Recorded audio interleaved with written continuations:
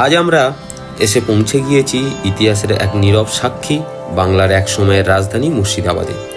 এই শহরের বুকে লুকিয়ে রেখেছে নবাবের উত্থান পতন, ষড়যন্ত্র আর ক্ষমতার লড়াইয়ের কতই না কাহিনী।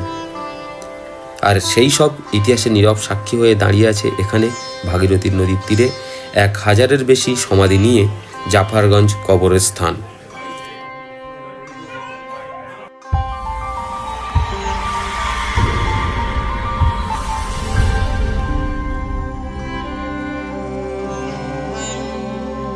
নমস্কার বন্ধুরা, আমি গোবিন্দ মণ্ডল আর আপনারা দেখছেন ট্রাভেলার গোবিন্দ চ্যানেলের একটি ভিডিও মুর্শিদাবাদ জেলার জাফরগঞ্জের হাজার কবরস্থানের ইতিহাস।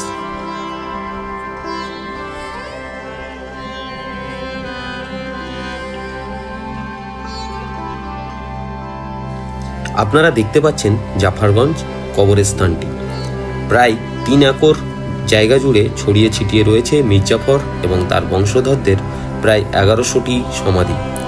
বাংলার ইতিহাসে এক বিতর্কিত নাম হলো মির্জাফর। পলাশী যুদ্ধের সময় সিরাজউদ্দৌলার সঙ্গে বিশ্বাসঘাতকতা করে তিনি ক্ষমতার মসনদে বসেছিলেন এবং পরবর্তীকালে তিনি ইংরেজদের হাতের কাঠের পুতুল হয়ে গিয়েছিলেন। এই কবরস্থান যেন সেই সময়ের নীরব প্রতিচ্ছবি, যেখানে ঘুমিয়ে রয়েছে ইতিহাসের বহু বিখ্যাত মানুষজন।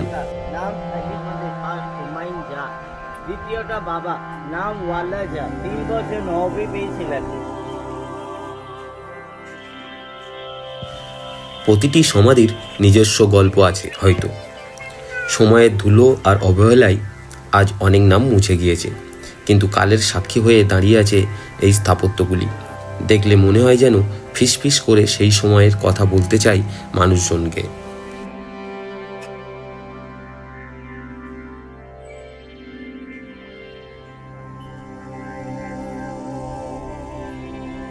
নবাবী আমলের এই কবরস্থানটি আমরা ঘুরে ঘুরে দেখতে লাগলাম এবং প্রত্যেকটি কবরস্থানের আলাদা আলাদা মাহাত্ম্য আছে, যেটা আমরা সমস্ত কবরের সম্পর্কে আমরা জানি না। এবং আমাদের যে গাইড নিয়েছিল সে বিশেষ কয়েকটি কবরস্থান সম্পর্কে কিছু তথ্য দেওয়ার পরে সে আমাদেরকে বলল আপনারা ঘুরে ঘুরে দেখুন, এবং আমরা ঘুরে ঘুরে দেখতে লাগলাম চারিদিকে। বেশ অনেকটা জায়গা নিয়ে এই কবরস্থানগুলো অবস্থান করছে। আমরা সেগুলো ঘুরে ঘুরে দেখতে লাগলাম এবং আপনাদেরকে দেখাচ্ছি। ভিডিওটি আপনাদের কেমন লাগলো সেটা কমেন্ট করে জানাবেন, আর চ্যানেলটি সাবস্ক্রাইব করে রাখবেন।